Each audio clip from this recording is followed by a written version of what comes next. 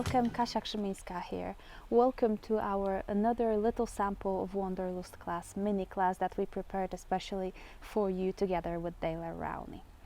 We are in a very sunny place today, Elan Valley. It's beautiful. We came for a little trip and this is exactly what I would like to talk to you about today, and I mean traveling art journals. Traveling art journals are a beautiful idea. It's like a visual diary from a trip, and it's really worth doing, worth having if you have such possibility to travel, whether it's a long holiday or a very short break. It's always worth having a little diary that you can write and draw and sketch in. It's a beautiful idea, like I said, but it might be difficult sometimes. And why is it difficult? Because sometimes it's very hard to motivate ourselves to actually do something creative on our breaks and trips, because we want to relax, we are busy with other things, and well, we not always can find time for it. But I want to help you, because I think there is a way to make it very simple and to actually do this.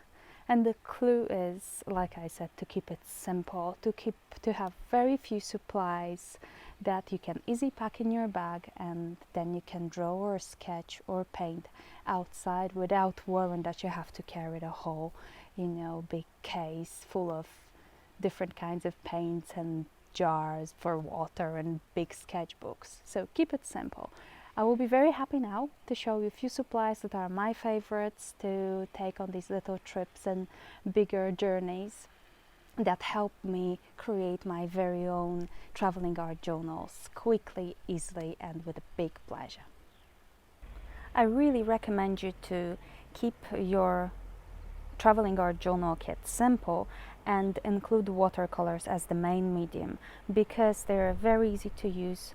You don't need to worry that they will dry out when you'll squeeze them from a tube like acrylics when you're outside, especially those in the pans.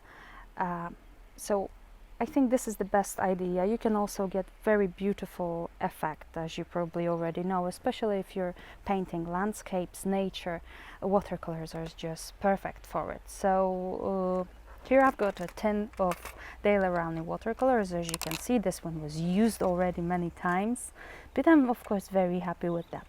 They are half pans. There is a selection of many beautiful colors, easy to use with a little palette. You can also mix your colors on a tin here, so that's really nice. They have a little circle, so you can hold them like that, easy. Just perfect little tin for painting outside.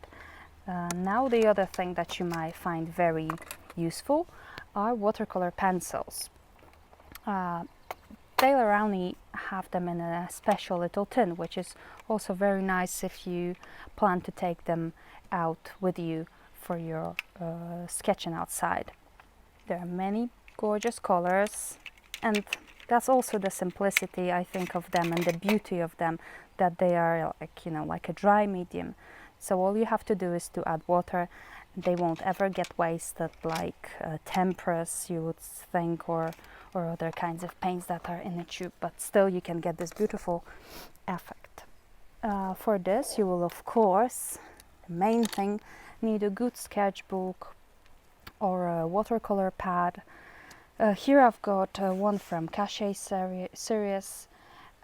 It's 7 by 10 inches and it's called press paper, and the best thing about it is that it has hard covers, that it's binded with a wire, so you can just turn pages and work very easily holding it like that. You don't have to struggle with one piece of paper. Another thing that you need for watercolors and painting outside is a little spray bottle with water inside that you can fill in your hotel room, and a water brush. Water brush is a very clever idea with a little bit of water inside, so when you squeeze, the drop comes through the bristle, and make sure watercolor pencils beautiful. Another thing, of course, paintbrushes. I know we all love them very much, and we would always like to have as many of them as possible, but this time you have to be strong and you have to limit yourself to only a few. I think 5 is enough. Just try to find different sizes, shapes, so you've got some variety, but of course make sure that they are soft brushes that work well with watercolors. These are from Aquafine, serious as well.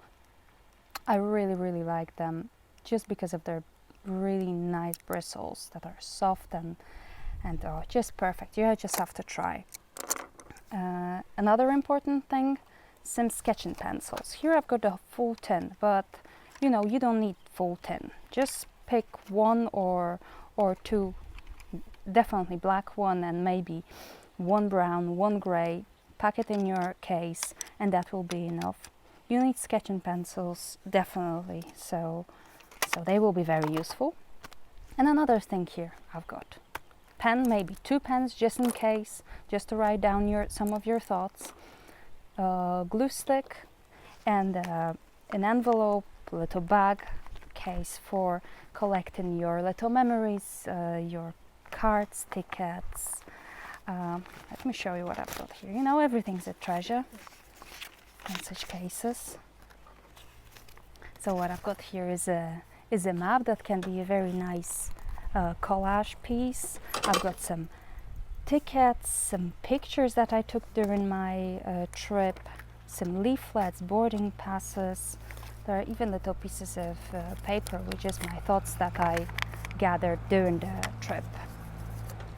What I also have here is a little clip that you might find very useful when you're painting outside. What you want to do is to open your tin with watercolors, and if you're painting here, just attach your tin to your pad using this clip, which will be very useful because then you just need one hand to hold it all. Put some water on your paints.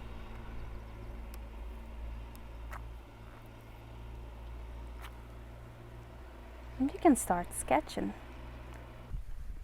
So if you are going on a little trip or a big holiday, why won't you take your art journal, your sketchbook, your tin of watercolors, your paintbrush, and just go outside and sketch a little bit of what you see. This is very valuable, I think. Sometimes picture can say much more than, you know, whole page of words.